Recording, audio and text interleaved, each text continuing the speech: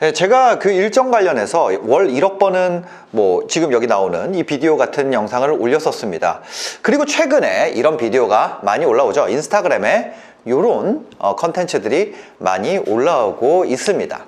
그러다 보니까 저한테 이 DM을 보내시는 분들이 많이 계세요. 그럼 무슨 내용인가 하고 봤더니 이 인스타그램에서 이 숨겨진 요청 이런 게 있더라고요. 여기에 들어가 봤더니 이런 DM들이 와 있어요. 어떤 DM이냐? 야, 너 그 나이 먹고 1억 버는 게 뭐 대수냐?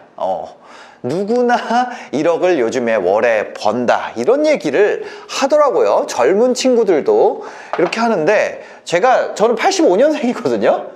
네, 근데 그 나이 먹고 월에 1억 버는 그런 거 하는 것이 잘 하고 있는 것이 맞냐? 이런 얘기를 보내주신 분들이 몇 분이 많이는 아니고요. 한 6분 정도가 그런 DM을 보내주셨더라고요. 사실 6건이면 많은 거거든요. 근데 제가 이런 얘기를 좀 드리고 싶어요. 뭐 변명 아닌 변명일 수 있겠죠. 제가 만약에 1년 내내 소득이 없다가 책을 하나 낸 거예요. 책 이름이 뭐 이런 책이었어요. 예를 들면 이런 책 제목으로 제가 책을 한 권을 낸 거예요. 그래서 이 책이 한 번에 5만 부가 팔렸다고 해볼게요. 그러면은 계속해서 저는 소득이 없다가 이 책을 내므로써 5만 부가 팔렸어요. 이 책이 한 권에 한 2만 원 정도 한다고 해봅시다. 그래서 인세를 10%를 받아요. 그러면 저한테 들어오는 돈이 한 권당 얼마죠? 2,000원입니다. 그럼 5만 곱하기 2,000원 하면 얼마예요? 5만 곱하기 2,000원 하면 얼마죠? 1억이에요. 그래서 제가 책을 만약에 9월에 냈는데 한 3개월쯤 뒤에 11월에 한 차례 1억 원이 입금이 된 거예요. 그 다음에는 어떻게 됐냐? 또다시 소득 없는 상태가 됐습니다. 그리고 제가 어떤 걸 하냐면 인스타그램에 11월에 입금된 내역을 인증을 한 거예요. 그러면서 한 달에 1억을 번 방법, 한 달에 1억을 법니다. 이렇게 하면은 진실일까요? 아니죠. 저는 만약에 그 이후로 5년 동안 히트작이 없어서 제가 만약에 못 벌게 된다면 1년에 2천만 원인 걸 거고요. 아니면 그 다음에 뭐 히트작이 더 많이 나온다면 더 많이 번 걸 수 있겠지만 최소한 한 달에 1억 벌었다는 표현을 쓰기는 애매하다는 거죠. 차라리 요거를 이제 비교하자면 뭐 한 1년에 5천만 원씩 2년 저금해가지고 어떤 사람이 연봉 한 1억 정도 돼요. 그래가지고 1년에 5천씩 2년 저금해가지고 내가 적금을 한 달 만에 적금을 2년 뒤에 한 달 만에 한 1억 원을 2년 적금을 해가지고 1억 원 받았어요. 그리고 나서 그걸 받은 거를 마치 월 1억 번다고 얘기하는 거랑 다를 바가 없는 거죠. 그죠? 월 1억 버는 방법이라는 컨텐츠를 하는 거랑 다를 바가 없다는 겁니다. 그래서 저는 무조건적인 이런 거를 보고 부러워할 필요가 없다는 거죠. 만약에 이런 방식이라면 저는 어떤 표현까지 쓸 수 있냐면 진짜 웃기지만요. 뉴스 기사가 나왔던 거를 기반으로 얘기 드릴게요.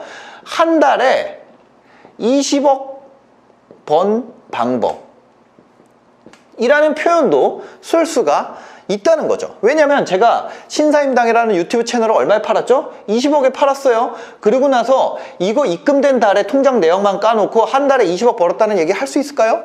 할 수가 있다는 거죠. 제가 얼마 전에 한남동 건물을 한 20몇 억에 팔았습니다.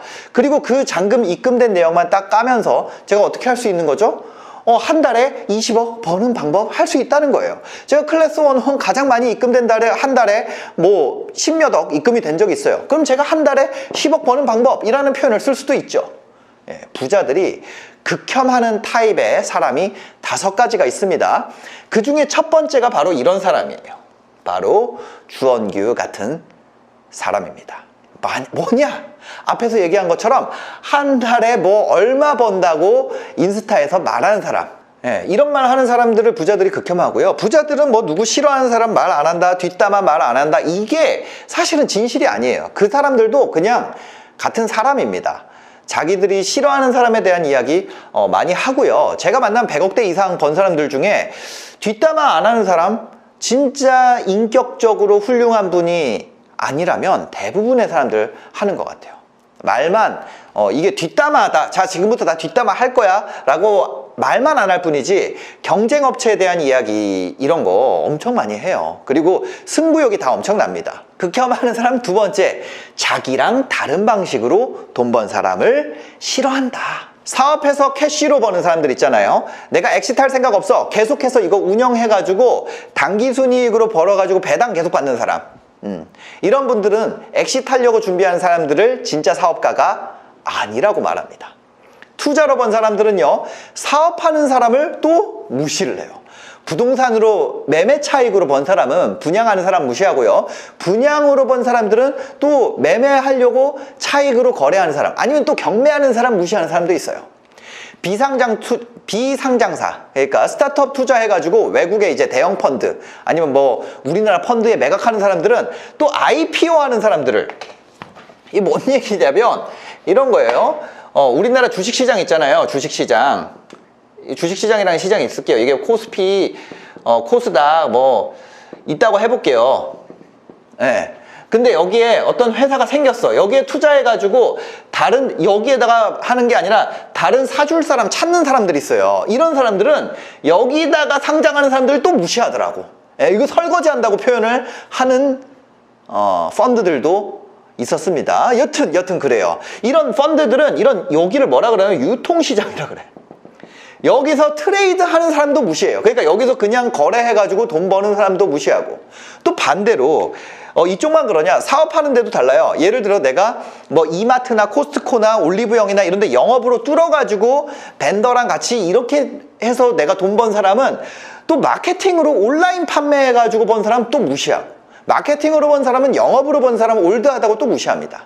이 사람들, 그런데 한 가지 공통점이 있어요. 이런 모든 사람들, 영업한 사람, 부동산 한 사람, 주식한 사람, 사업한 사람, 엑시트한 사람, 유통시장에서 거래한 사람, 모든 사람이 무시하는 사람이 있어요. 바로 유튜브로 돈 번 사람입니다.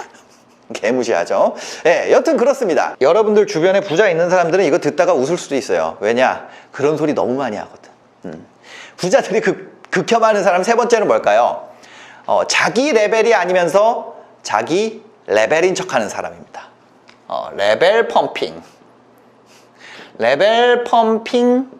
하는 사람. 뭐 레벨 펌핑이 뭔데? 저도 이제 이거를 안 하려고 메타인지를 높이고 있는데요. 예를 들면 엄청 부자들이랑 아니면 엄청 뭐 재벌들이랑 골프를 쳤어요. 그렇다고 해서 내가 그 급이냐? 그거 아니거든요.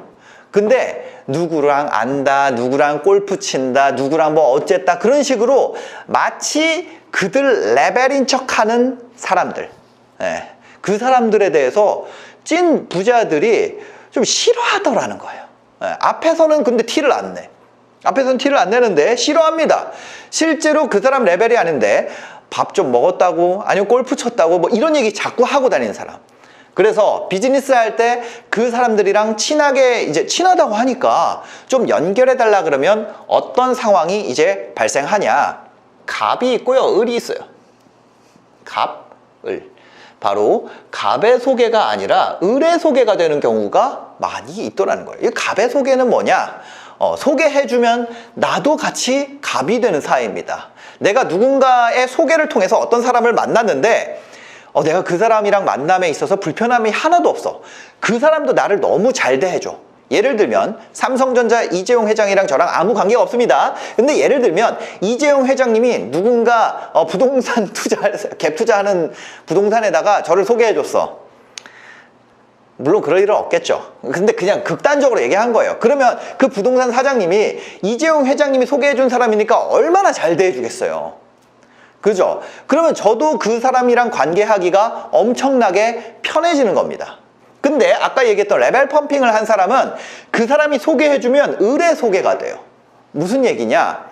인맥이 많다고 해가지고 소개를 받았는데 소개를 받은 사람이 나한테까지 쌀쌀맞게 대하는 거야.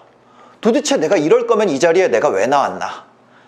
이런 상황이 되는 겁니다. 약속을 했는데 지각해서도 되게 무시하고, 도대체 내가 지금 여기 왜 앉아있지? 그래서 이런 사람들을 싫어하게 되는 상황들이 생기게 되는 것 같습니다. 그럼 이제 네 번째로 가볼게요. 네 번째는요, 바로 되도 않는 사치 부리면서 허세를 부리는 사람입니다. 누가 봐도 비싼 차인데 이게 가성비가 좋다. 누가 봐도 비싼 음식인데 먹을만 하네. 누가 봐도 비싼 옷인데 이번 시즌에는 싸게 나왔네. 이런 소리를 하는 거예요. 진짜 부자들이 예를 들면 이거요. 자기보다 딱 봐도 못 버는 사람인데 이런 말 하는 거 싫어합니다. 그래서 제가 생각해 보니까 이런 거예요. 그런 말은 언제나 손해보는 말이에요. 예를 들면은 그런 말 하는 사람의 수준이 여기 있다고 해볼게요. 그죠? 근데 자기보다 못 버는 사람들, 돈이 없는 사람들이 봤을 때는 상대적 박탈감 때문에 싫어하게 되죠. 이 말을 하는 것보다 돈이 많은 사람들이 봤을 때는 허세 부리는 걸로 보여서 싫어하게 되는 거예요. 그러니까 비싼 거를 보고 비싸다고 하지 아니하고 살만하다 이런 말 하는 것은 어떤 상황에서도 이득일까요? 손해일까요? 무조건 손해라는 거예요. 그러니까 그런 말을 굳이 할 필요가 없겠더라. 네. 5번째 가기 전에 제가 한 가지 더 얘기를 드리겠습니다. 부자들이 싫어하는 사람 원래 5번째가 있는데 제가 4.5번째를 얘기할게요. 4.5번째 뭔지 아세요? 지가 부자도 아니면서 부자들이 싫어하는 거 얘기하는 사람. 바로 접니다. 이거 제가 인정하고 넘어갈게요. 인정하고 5번째 넘어가도록 하겠습니다. 5번째입니다. 5번째는요 이거예요. 자기가 어릴 때부터 봤던 사람인데 계속해서 갑질하려는 사람. 예를 들어서 이 사람이 특정인을 말하는 건 아닙니다. 예를 들어 연예인이에요. 지금 엄청나게 잘 나가게 됐어. 예를 들어서 그래서 돈을 많이 벌었어요. 영화도 찍고 막 그래가지고. 근데 옛날에 이 사람도 쩌리 시절이 있었을 거 아니에요. 그러니까 누가 말하는 거 다 들어야 되는 상황이 있었을 거 아니에요. 근데 자기가 그때 갑을 간 게 옛 갑을 관계를 지금까지 들고 온 사람이 있어요. 그래가지고 옛날 쩌리 시절에는 분명히 이런 갑을 관계가 있었을 거 아니에요. 그러고 나서 예를 들어서 20년이 지났어. 그래서 이 사람이 슈퍼스타 됐단 말이에요. 그러면 당연히 옛 갑을 관계가 지금도 유효할까요? 아니란 얘기예요. 근데 아직도 자기가 갑인 줄 착각하면서 연락해서 이거 해라 저 행사 와라 하는 거죠. 왜? 손책도 원술 밑에 있었잖아요. 근데 여전히 손책이 나가가지고 한 나라를 세웠는데 여전히 원술이 자기 장수 취급을 하는 거죠. 그런 상황입니다. 아니면 예를 들어 연예인이 아니라 사업가예요. 분명히 성장 과정에서 자기가 을이었던 적이 있을 수밖에 없잖아요. 그래가지고 내가 갑을 관계, 옛 갑을 관계에서 더러워서 갑 대접을 해줬단 말이야. 을지를 했단 말이에요. 근데 이 사람이 엑시트해가지고 500억을 벌었어. 그죠? 근데 그 갑질을 지금도 하려고 그러는 거죠. 예를 들면 이게 갑을 관계가 아니라 인간적인 존경 관계였어. 진짜 내가 이 사람을 존경해. 그런 게 아니라 더러워서 웃는 얼굴로 대해줬었는데 그 짓을 지금까지도 하는 사람. 권불10년이라고 이 사람의 예를 들어 얘가 갑이었고 이 사람 을이었어. 근데 이 사람 권력이 권불 10년이잖아. 10년이 지나 20년 지나가지고 이 사람은 이제 최고 전성기에 내려왔단 말이에요. 근데 을이었던 사람은 여기 올라갔어. 그죠? 10년 동안 이 사람이 을이 전성기가 되는 동안 갑이 내려왔다고요.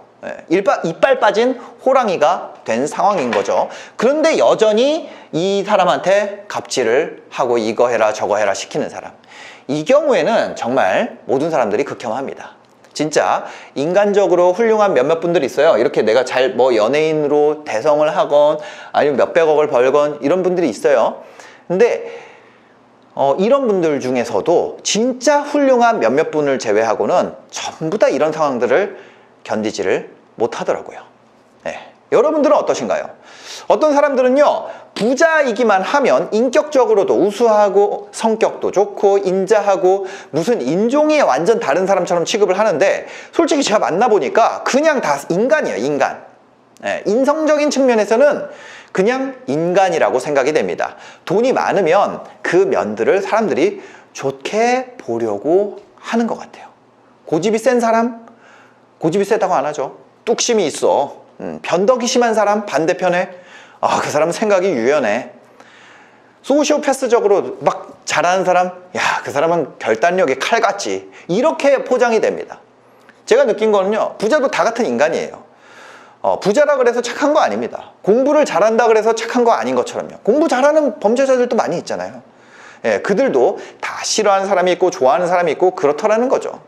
여러분들은 어떤 사람을 싫어하나요? 30대 평균 어디서 볼 수 있어요? 요즘 블라인드 많이 하시죠? 블라인드 직장인들 보니까 정말 재밌는 현상이 있습니다. 그게 뭐냐? 다 부자야. 옆에 직장 나와 있는데 다 부자야. 연봉이 다 넘습니다. 초봉이 5천만 원 안 넘는 사람이 없죠. 아무리 연봉이 높아도 서울 자가가 없다. 명함도 못 내미는 곳이 바로 이 블라인드라는 곳이라는 거죠. 거기에 보면은 패밀리카 추천해주세요 이렇게 하면은 뭐 추천하는지 아세요? 다 BMW X5 추천해요. 그러면은 현실적인 거 추천한다면서 GV80 추천합니다. 과연 현실이 블라인드와 똑같을까요? 그 부분에 대해서 오늘 얘기를 해보려고 합니다.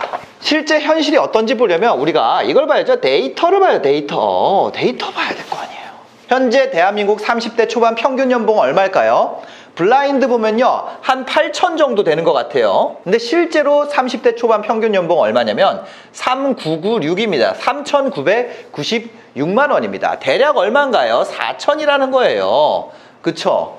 그러다 보니까 40대는 얼마일까요? 40대 초반 평균 연봉은 4,956만 원입니다 40대로 10년 올라가면 5천 되는 거예요. 그럼 이럴 수 있어요. 아 뭐야 난 연봉 3천인데 평균이 4천 5천이라고? 네, 블라인드만큼은 아니어도 진짜 사람들 부자구만 싶으실 거예요. 근데 방금 말씀드린 숫자 뭐였어요? 평균이었어요. 평균이 뭔가요? 전체 사람들 연봉을 더하고 그거를 N빵을 한 겁니다. 그러니까 대기업 부장님 아니면 큰 병원에 월급 엄청 받는 의사 선생님처럼 상위 1% 이상이 포함이 돼 있다는 거죠. 연봉 10억 20억인 사람들도 로펌 사람들도 다 들어가 있습니다. 그럼 현실은 어떨까요? 그럼 현실을 보려면 우리가 평균 말고 평균의 함정에 빠지지 말고 중위 연봉을 봐야 돼요. 중위 연봉. 중위 연봉 얼마예요? 1등부터 100등까지 쭉 세웠을 때 그냥 딱 잘라서 50등 보자는 거예요. 30대 초반의 중위 연봉은요. 얼마인가요? 3,600만 원입니다. 네. 40대 초반 얼마인가요? 4,116만 원이에요. 그러니까 월 얼마예요? 346. 요게 40대 초반입니다. 그럼 누군가에게는 이것도 많은 돈이라고 느껴질 수가 있겠죠. 근데 그게 당연한 거예요. 왜? 그러니까 3,600, 30대일 때 3,600, 월 300만 원이 뭐예요? 중간이에요. 그러면은 전체 30대 중 절반은 이것보다 못 벌고 있는 게 현실입니다. 그럼 이런 분들도 계세요. 요새 자산이 너무 많다. 전부 다 서울 아파트 살고 있고 이것도 한번 실제로 까보자는 거예요. 우리가 댓글을 믿지 말고 실제 데이터를 까보겠다는 거예요. 요즘 인스타나 블라인드 보면 어때요? 야, 금수저들은 월급이 중요한 것이 아니다. 자산이 많아야지. 얼마? 요즘에 한 10억쯤은 다 있지 않냐. 자산으로 뭐 대출 끼고 어쨌든. 근데 요즘 사람들 말하는 거 보면 이거 10억은 부자도 아니죠. 돈도 아닌 것 같죠. 유튜브 인스타에 너무 많으니까. 근데 그 사람들이 진짜 자산이 10억, 100억 이상 되는 부자들이냐? 사실 사기도 많고 부자라고 말하는 사람 중에는 부자가 아니라 부자인 척하는 사람들도 많습니다. 아니면 소득만 높고 번지 얼마 안 된 분들도 많이 있어요. 근데 소득은 당장 사고라도 나고 내가 일을 못하게 되면 어떻게 되죠? 끝납니다. 결국에 자산이 핵심이라는 거예요. 소득의 자산화를 하는 것이 바로 법인이고 법인을 기반으로 우리가 주식이라는 자산화를 하는 거예요. 소득을. 자산화를 하는 이유가 뭐예요? 내가 뒤지더라도 이 자산 가치를 유지하기 위해서 부자 아빠, 가난한 아빠를 썼던 로버트 기요사키가 이렇게 말했어요. 시간을 돈으로 환산하는 짓을 하지 마라. 이 습관을 버려야 된다. 가난한 사람들이 갖고 있는 습관이 뭐냐? 시간당 얼마를 버는지를 계산해 보는 거다. 내 근무 시간이 늘어나는 것을 우울증이 온다. 왜? 나는 내 월급을 시간으로 계속 엠빵하는 짓을 해보니까. 그럼 뭐가 내가 뛰어난 사람이 되는 거예요? 내 근무 시간을 줄이는 것이 나의 가치가 올라가는 걸로 스스로 셀프 가스라이팅을 하는 거야. 그러면 어떻게 돼요? 일 대 쉬는 시간. 그럼 휴식 시간이 늘어나는 것이 나의 가치가 올라가는 것과 같은 말이 돼버리는 거예요. 그래서 그거 하지 말라는 거예요. 근데 이런 의미도 있지만 그럼 시간을 뭘로 바꾸나요? 시간을 시간을 쌓이는 것, 시스템과 바꿔야 됩니다. 소득을 자산화한다 그랬죠? 자, 제가 한번 얘기를 해볼게요. 여러분들이 지금 30살이라면 이제 당신에게는 만약에 80살까지 우리가 경제활동을 한다 했을 때 지금 몇 월이죠? 맞아요. 지금 이거 영상 올라가는 게 뭐 10월, 11월 이렇게 될 거예요. 그러면 우리 벌써 1년 지나갔죠. 요런 게 몇 개 남았냐? 80살까지 일한다 그랬을 때 50개 남았다는 거예요. 60살까지 일하면 몇 개 남았어요? 30개 남았어요. 요런 거 30개만 하면은 60살이야. 그럼 1년은 몇 개예요? 12달이에요. 그쵸? 그래서 너무 쉽잖아. 1년 12달이잖아. 여러분이 지난달부터 지금 한 달 사이에 뭐 한 거 뭐 있어요? 아무것도 없잖아요. 네. 이거를 뭐에 사용해야 된다? 이거를 시스템 만드는 데다가 써야 된다. 이 얘기가 어디에 나와요? V 추월 차선에도 이 얘기가 그대로 나와요. 뭐예요? 추마, 아주르. 추마가 도르래 만든 것 같아요. 도르래 만들고요. 아주르가 근육 키운 것 같아요. 네.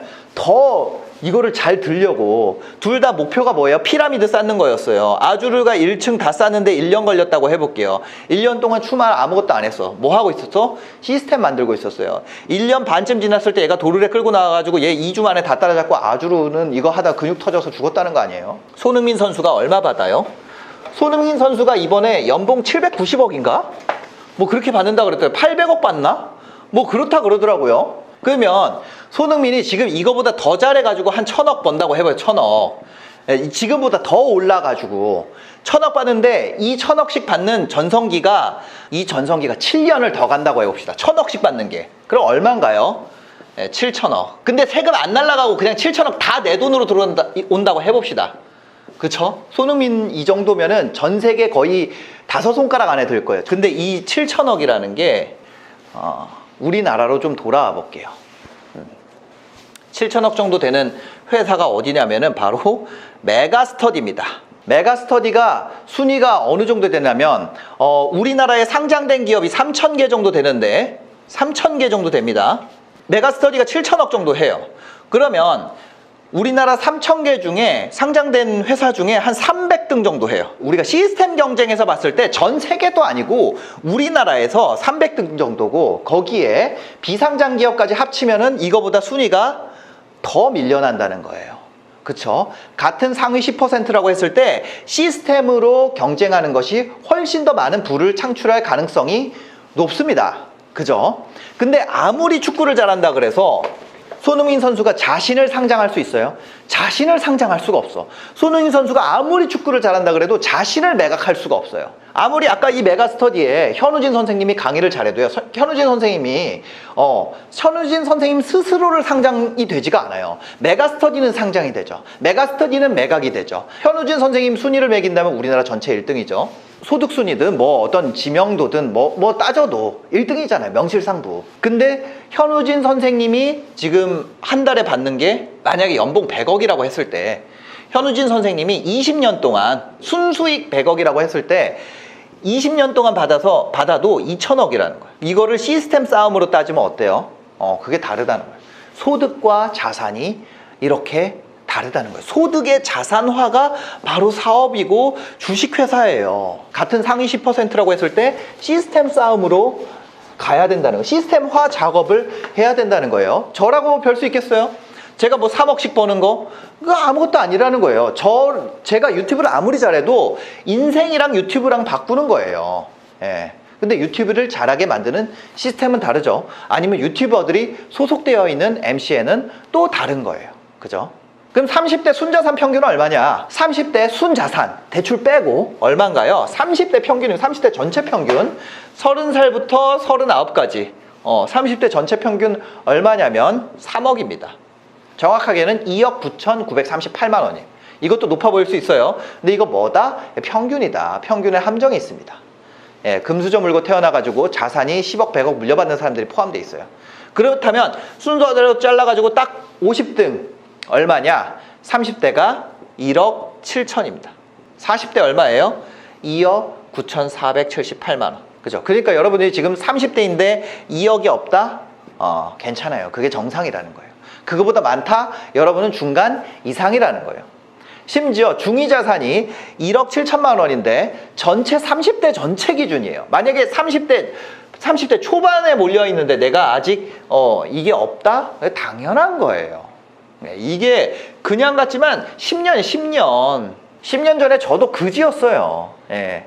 근데 대부분 사람들 어떻게 하냐? 예. 블라인드에만 존재하는 허구랑 자기를 비교하는 거예요. 그러면서 슬퍼합니다. 우리가 타이슨을 보면서 그냥 섀도우 복싱 하면서 혼자서 맞고 있는 거예요. 아니던데요. 인스타 보면 제 친구들 다 돈 잘 벌고 좋은 집 살던데요. 그래서 인스타가 문제인 거예요. 여러분 인스타에 어떤 거 올리나요? 인스타에 망하고 좌절하고 슬프고 그런 거 올립니까? 유튜브에 제가 그런 거 올렸더니 너무 신기해가지고 조회수 많이 나오더라고요. 아니에요. 인생에서 가장 잘 나가는 순간을 인스타 올리는 거예요. 예.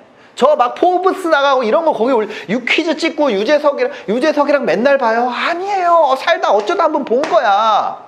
예. 그런데 문제가 있어요. 바닥은 거기다 올리나요? 저 누워서 탕탕 특공대 하던 시절 그거 올렸어요? 안 올린다는 거예요. 나는 내 바닥을 보는데 남들 바닥을 볼 수가 없잖아요. 예. 남들의 천장과 내 바닥을 비교하는. 미경 선생님이 쓴 책이 있어요. 마흔수업이라는 책을 썼습니다. 여기 이런 말이 나와 있습니다. 비교는 자기만 아는 바닥과 타인이 보여주는 꼭대기의 대화다.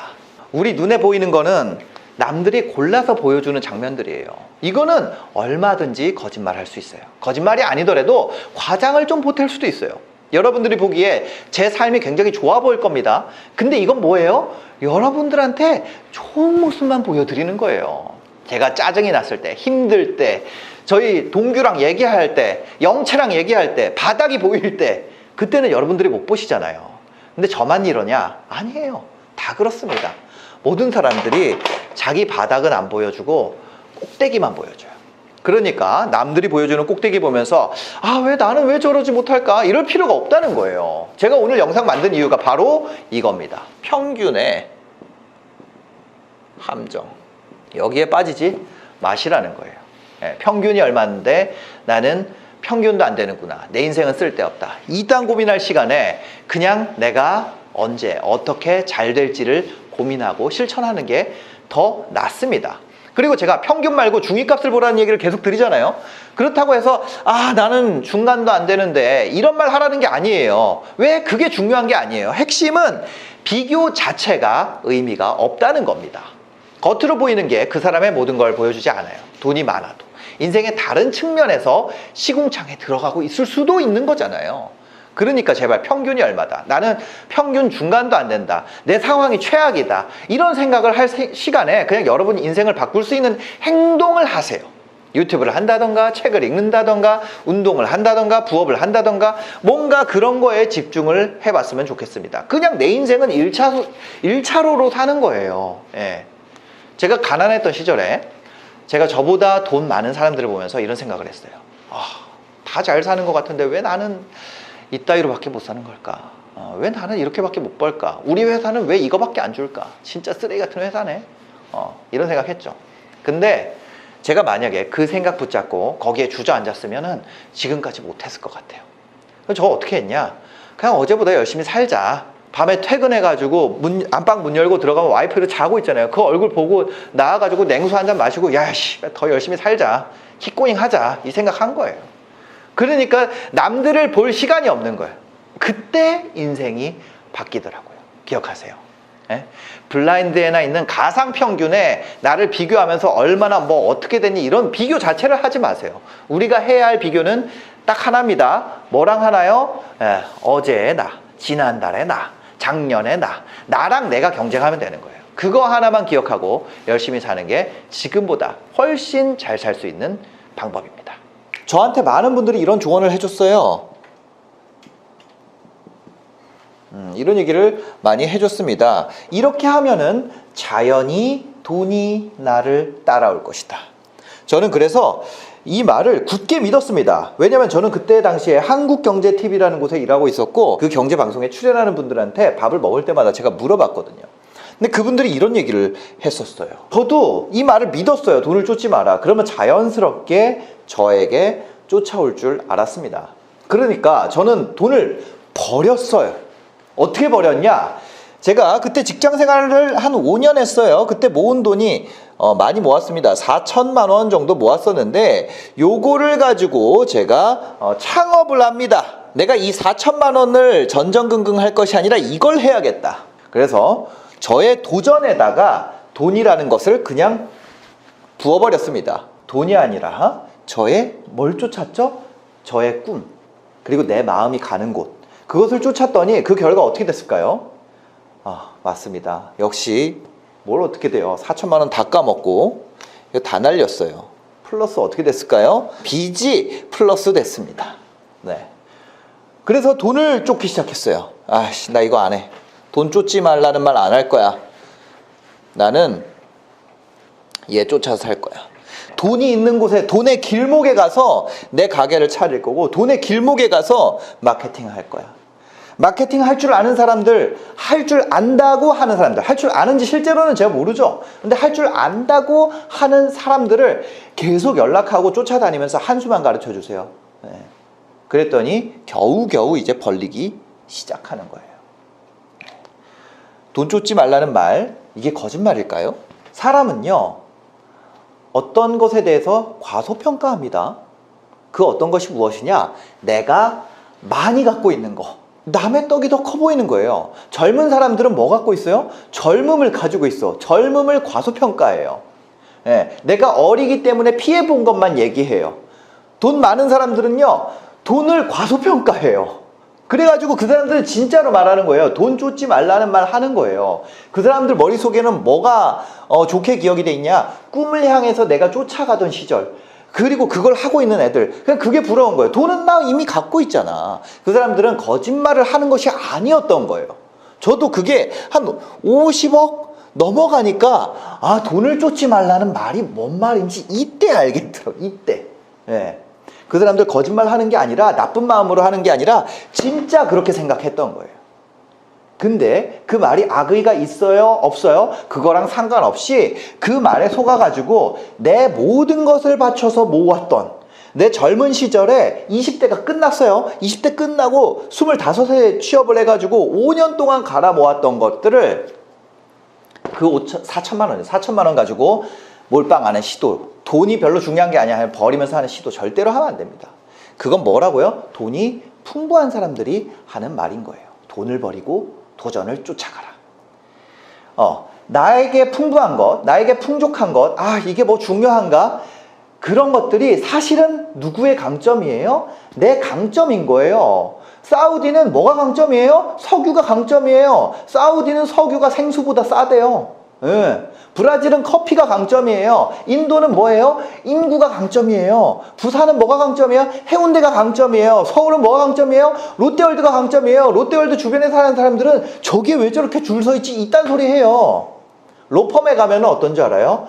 변호사들이 자기가 변호사라는 게 강점인지 몰라요. 김앤장이라고 해봅시다. 김앤장 안에서 김앤장 노릇할 수 있어요? 못해요. 나와가지고 다른 사람 만났을 때, 그게 없는 사람 만났을 때 귀해지는 거예요. 막 우리나라에 보면은 이런 거 유튜브나 이제 SNS에 그런 거 하잖아요. 미국에서 어쩌고, 미국 사는 사람들끼리 나 미국에서 살아요, 이딴 말 하는 거 이거 통해요? 안 통해. 아무 강점이 아니야. 풍부한 사람끼리는 아무 강점이 아니야. 부자끼리 모여있는 사람들한테 돈 얘기하는 거는 서울대에서 1등인 거 자랑하는 거밖에 안 돼. 그러니까 그 사람 무슨 얘기예요? 돈은 중요한 게 아니다. 진실이라는 거예요. 그죠? 그러니까 변호사 주변에 다 변호사 있으니까 변호사 귀한 줄 모르고, 유튜버도 다 주변에 유튜버 있으니까 유튜브 귀한 줄도 몰라요. 선생님들 마찬가지. 주변에 다 선생님 있으니까 선생님 귀한 줄 모르고, 경찰관도 마찬가지예요. 편의점도 마찬가지예요. 이거 편의점에서 100만 원 팔면 얼마나 벌까? 이거 뭐 편의점 하는 사람들끼리 뭐 중요한 얘기예요? 아니, 유튜브에서는 조회수 엄청 나와요. 카페 창업 어때요? 엄청 나와요, 조회수. 그 사람들끼리만 아무것도 아닌 일인 거야. 그거 흔한 건데 누가 좋아하겠어? 이제 다 알지. 그게 사실은 내 강점인 거예요. 60대들은요, 경험을 과소평가해요. 자기가 해온 경험 다 그렇게 살지 뭐. 20대들은 건강을 과소평가해요. 백수들은 뭘 과소평가하는지 아세요? 시간을 과소평가해요. 근데 그게 자기 강점이라는 사실을 알아야 된다는 거예요. 이걸로 승부를 봐야 된다는 거예요. 어떤 사람은 무던한 사람이 있어요. 그럼 그 사람 무던한 게 강점이에요. 예민한 사람이 있어요. 예민한 게 강점이에요. 모두가 그렇지가 않습니다. 내가 특별하다고 생각되는 거 있잖아요. 야, 저게 진짜 특별한 거지. 근데 그거는 내 강점이에요? 아니야, 내 약점이에요. 왜 특별해요? 특별하다는 게 뭐예요? 귀하다. 제가 진짜 잠깐만 딴소리 하고 할게요. 제가 얼마 전에 그거 했어요. 인스타그램이었나? 어디서 책을 냈거든요. 슈퍼노멀이라는 책을. 그래가지고 뭐 북콘서트 한다고 했어요. 근데 이게 한 10분 만에 매진됐어. 얼마였냐면 5만 원이었습니다. 네. 이게 뭐 500석이었나 300석이었나 그래요. 그 5분 만에 매진됐어요. 사람들이 그렇게 귀하니까. 근데 우리 직원들은 어때요? 밥 먹자 그래도 싫다 그래요. 왜? 귀하지 않은 거. 귀할 때는 언제 귀해지나요? 수요 대비 공급이 부족할 때요. 네. 이 우리 직원들의 강점은 뭐예요? 주원기랑 매일 본다는 게 사실은 강점인 거야. 내가 이거 가스라이팅이 아니라 진짜로 내가 수요로 하는 마음이, 그러니까 내가 어떤 거에 대해서 원하는 마음이 공급보다 적으면 내 마음속에서 귀하게 여겨지게 되는 거예요. 반대로 다른 사람들이 남들이 나에 대해서 특별하다 이렇게 생각하는 게 강점일 가능성이 많고, 내가 만약에 그 강점을 갖고 있다면 이런 생각이 들어요. 아니 뭐 저런 걸 가지고 호들갑이지? 저거 누구나 다 하는 거 아닌가? 저거 아무나 하는 거 아닌가? 저런 걸 가지고 왜 저렇게 천박하게 자랑을 하지? 뭐 이런 것들. 이게 사실은 나의 강점인 거예요. 우리나라에서 제일 유명한 수영 선수 누구예요? 박태환. 박태환 vs 이름도 모르는 격투기 선수. 유명한 선수 안 될게요. 근데 이 둘이서 만약에 UFC에서 그 링에서 격투기로 싸우면 누가 이겨요? 박태환이 제 아무리 유명해도 이 사람이 이겨. 왜? 강점이 거기 있으니까. 이 격투기 선수 중에 우리나라 제일 유명한 사람 누구예요? 반대로 정찬성이랑 이름도 모르는 수영 선수랑 자유형 대결하면 누가 이겨요? 수영 선수 이기죠. 그러니까 우리 어떻게 해야 돼요? 강점으로 승부해야 돼요. 내가 아무것도 아닌 걸로 승부해야 돼요. 근데 우리는 뭘 하려고 그러냐면 남의 떡이 커 보이니까 저걸로 승부해야 된다고 생각해. 그게 무슨 얘기예요? 약점으로 승부하려고 그래. 왜? 내가 보기에는 내가 가지고 있지 않은 게 특별하다고 생각되니까. 그러니까 남자애들이 어떤 얘기 하는지 알아요? 제가 이제 유튜브 학원을 운영하고 학원을. 그 남자애들이 이런 얘기를 해. 유튜브요? 그건 여자니까 잘 되죠. 걔 채널은 여자니까 잘 됐잖아요. 근데 더 웃긴 건 뭔지 알아요? 여자애들 이런 말이에요. 남자니까 잘 됐잖아요. 네. 그런 거예요. 원주민이 갖고 있는 황금 있잖아요. 원주민들은 와 여기 이렇게 빛나는 돌이 있어가지고 이 총으로 쳐들어왔던 애들한테 그랬다면서 이거 선물로 주고 무슨 이상한 장난감 같은 거 받고 이랬다는 거 아니에요. 그럼 원주민이 갖고 있는 황금. 인디언이 어떻게 했다는 거예요? 맨하탄 팔았다는 거 아니에요. 인디언에게는 맨하탄 별로 중요한 게 아니었던 땅이에요. 인디언이 갖고 있던 맨하탄, 20대가 갖고 있는 젊음, 60대가 갖고 있는 경험, 부산 사람이 가치를 모르는 해운대, 서울 사람이 가치를 모르는 롯데월드처럼 나한테는 아무것도 아닌데 다른 사람에게 특별한 것. 그걸 어떻게 해야 돼요? 그걸 사람들한테 컨텐츠로 제공하고, 아니면 서비스로 제공하고, 아니면 상품으로 만들어서 제공을 해야지 된다는 거예요. 그러니까 부자가 얘기하는 얘기 중에 돈을 쫓지 마세요는 보지 말라고. 첫 번째입니다. 얼굴 앞에다가 대놓고 험담을 합니다. 근데 이때 하는 말이 있어요. 덧붙이는 말이 있습니다. 기분 나쁘게 생각하지 말고 들어, 이런 말을 해요. 또는 이런 말을 합니다. 야, 뒷담화보다는 앞담화가 낫지, 이런 말을 해요. 그러면서 무슨 얘기를 하냐? 험담을 해요. 기분 나쁘게 생각하지 말고 들어. 그래도 너 출근할 때 그래도 메이크업 좀 하는 게 나을 것 같아. 어떤 사람들 중에는 이렇게 면전에 대놓고 험담을 하는 경우도 있어요. 그것이 친함의 표현으로 말하는 사람들도 있어요. 뭐 장난으로 하는 사람들도 있어요. 근데 두 번째 내용을 보시면은 이 사람이 만만하게 보는지 아닌지 그냥 확실히 알 수 있습니다. 두 번째입니다. 바로 초면에 반말한다. 이 사람 진짜 여러분을 만만하게 볼 가능성이 매우 높습니다. 특히 어떤 얘기 하냐? 형이니까 말 편하게 할게. 이미 말 편하게 할게부터 말 놨어. 그것도 초면에. 그러면 나한테 물어보고 해야 될 거 아니에요? 그죠? 어떤 관계에 대해서 나는 너를 형으로 하고 싶지도 않을 수도 있는 거고, 그거는 아직 모르는 거예요. 근데 시작하자마자 어떤 반말, 또는 우리가 이런 말이 있어요. 반말도 아니고 반존말. 엉규씨 왜 이런 거 마음대로 해? 반말이죠. 근데 앞에 엉규씨라고 해. 그런 경우에는 여러분을 만만하게 생각할 가능성이 매우 높습니다. 특히나 나에 대해서는 그렇게 하면서 다른 데 가가지고는 존댓말 싹싹하게 한다. 진짜 100%죠. 세 번째는요, 여러분들이 요거 듣는 순간 아 싶은 거 있을 거예요. 내 물건이에요. 내 물건. 시간을 자기 마음대로 쓴다. 혹시 이런 사람 주변에 계신가요? 이 사람 그냥 100% 여러분들 만만하게 생각하는 겁니다. 여러분들한테 안 물어봤어요. 내 체육복 안 물어봤어. 내 노트북 안 물어봤어. 내 간식 안 물어봤어. 근데 그냥 써. 말하기도 애매한 사이즈들 있잖아요. 핸드폰 케이블 같은 거 그냥 자기 거인 것처럼 쓰고 있어. 막 서랍에 넣어놨어. 그런 거. 그럼 뭐라고 하기도 그렇죠. 그거 제 거예요 라고 얘기하는 순간 내가 이상한 사람 될 것 같으니까 그럼 만만하게 보는 거예요. 두 번째는 뭐냐면 시간도 내 마음대로 써요. 나 지금 뭐 하고 있는데 갑자기 와가지고 막 부탁하고 나를 이상한 사람 만들어요. 아니 나도 내 삶이 있는데. 그 사람은 여러분들을 아끼는 사람일까요? 만만하게 보는 사람일까요? 100%입니다. 네 번째는요, 나와 친한 사람 험담을 나에게 한다.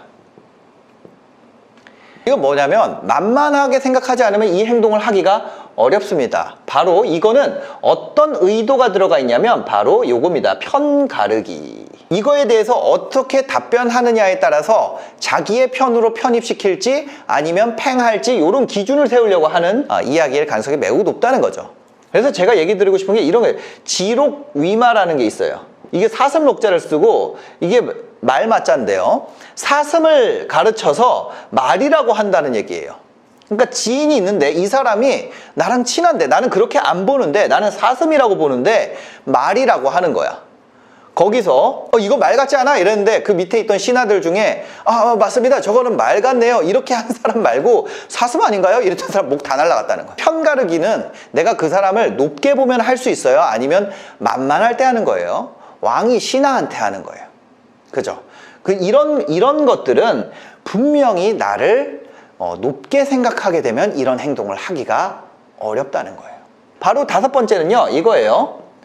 노력을 나만 한다. 예를 들면 이런 거예요. 내가 어떤 연락을 받았어요. 연락이 올 수 있죠. 근데 내가 씻느라 못 받았어. 그래서 씻고 나서 연락을 했더니 왜 이렇게 늦게 연락하냐고 뭐라 그래. 이것이 참이면 이 반대로 이렇게 내가 연락을 했을 때 늦게 온 경우 이때도 참이어야 되잖아. 근데 이때는 그냥 아무렇지도 않은 거예요. 지가 씻다가 지가 게임하다가 지가 뭐 공차다가 뭐 안 한 거는 아무 그거 없다가 내가 늦게 한 것만 난리야. 노력을 나한테만 강요해. 이런 경우에 뭐예요? 노력을 나만 하는 경우에는 거의 이 사람을 존중한다고 보기에는 쉽지가 않죠. 지금까지 5개를 살펴봤는데요. 6번째는 조금 더 결정적입니다. 6번째 한번 살펴볼게요. 6번째 이겁니다. 틀렸다고 한다. 아니 사실은 이게 틀렸는지 어쩐지 몰라요. 근데 이 사람 세계관에서 틀린 거야. 근데 나한테 강요하는 거예요. 예를 들면 이런 거예요. 비데가 설치되어 있지 않은 화장실 사용. 그럴 수 있죠. 근데 내가 비데가 안 되는데 화장실도 나는 써 라는 것을 이상한 사람 취급을 딱 하는 거야. 이상한 사람 취급해요. 너 물티슈 안 가지고 다녀? 이런 식. 너 생수 페트병에다가 먹어? 텀블러에다가 받아서 먹을 수 있는데 왜 그렇게 해? 왜 플라스틱병 사용해? 사람들 다 보는 데서 누구나 할 수 있는 행동인데 나한테 틀렸다 하는 사람. 그 사람 여러분들 존중하는 사람일까요? 7번째입니다. 지금 6번째까지 만약에 다 해당하는 사람이 머릿속에 떠올랐다면 일단 그 사람을 어떻게 대응해야 되는지도 제가 이따가 알려드릴게요. 7번째입니다. 거짓말에 대한 죄책감 없음. 너 살면서 거짓말 한 번도 안 했어? 너는 안 했어? 했어. 이런 거야. 근데 이거를 저는 예전에는 계속 그래 그런 잘못을 누구나 할 수 있지 이런 걸로 했더니 내 영향력의 원이 이렇게 있으면 점점 작아지게 된다고요. 나는 이거밖에 안 남아. 이때까지 계속 참다가 나는 엄청 소심한 사람이 됩니다. 왜냐면 별거 아닌 일이에요. 근데 이게 뭐냐면 우리가 참는 거에 대한 임계치가 있잖아요. 그래서 나 그냥 계속 쌓았어. 근데 진짜 그 표면 장력처럼 이렇게 내가 차 있어. 근데 별거 아닌 물방울이 한번 똥 떨어집니다. 그럼 넘치나요? 안 넘치나요? 넘치잖아요. 그러면서 감정이 흘러내리거든요. 근데 그게 이런 거예요. 너는 안 그래? 그렇게 계속 내가 담는 거야. 그렇게 내가 담기만 하면서 나를 지워지게 만드는 거는 엄청 위험한 상황입니다. 8번째입니다. 감정을 드러내면서 사과하지 않는다. 거짓말도 마찬가지죠. 거짓말 치면서 사과하지 않는 거야. 거짓말을 할 수 있지. 살면서 거짓말 한 번도 안 한 사람 어디 있어? 거짓말 할 수 있지. 근데 사과를 안 해. 부정적인 감정을 드러내는데 사과를 안 해.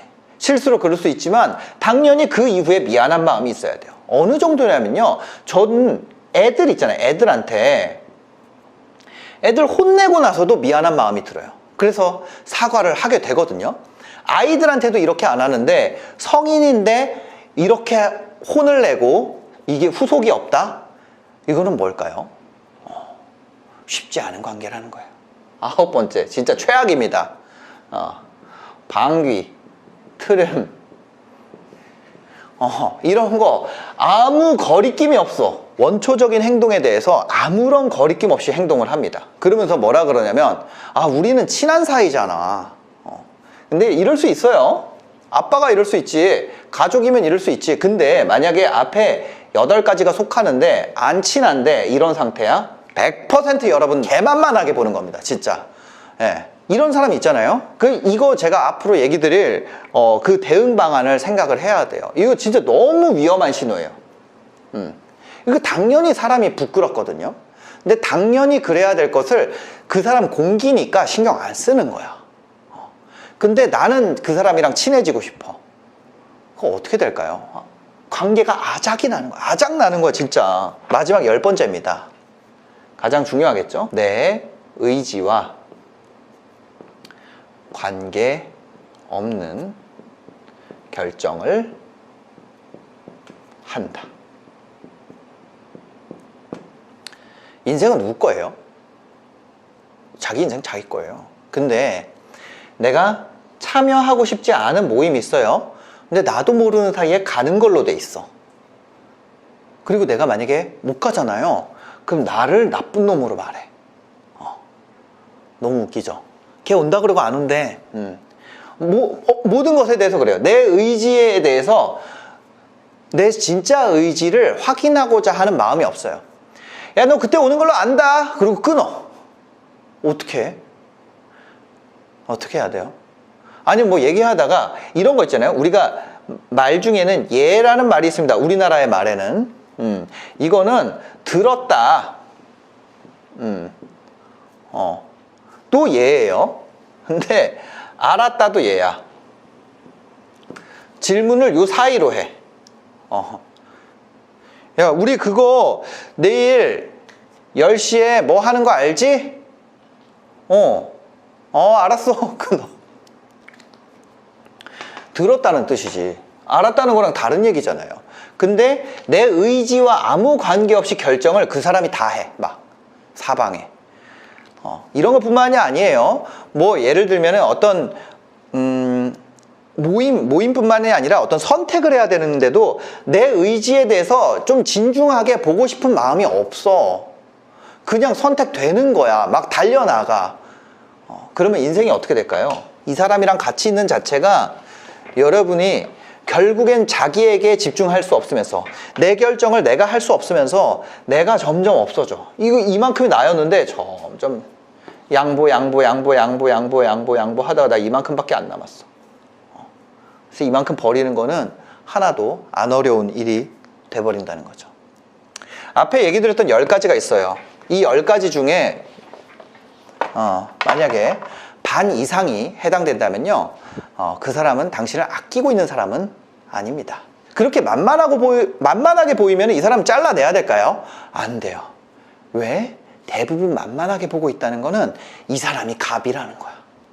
갑을 관계가 설정이 어떻게 돼 있어요? 이 사람이 갑이야. 그러니까 내가 자르면 누구 손해야? 내 손해인 상황이 많다는 거예요. 그래서 이 갑을 관계가 어떻게 형성되느냐에 대한 거예요. 갑, 을.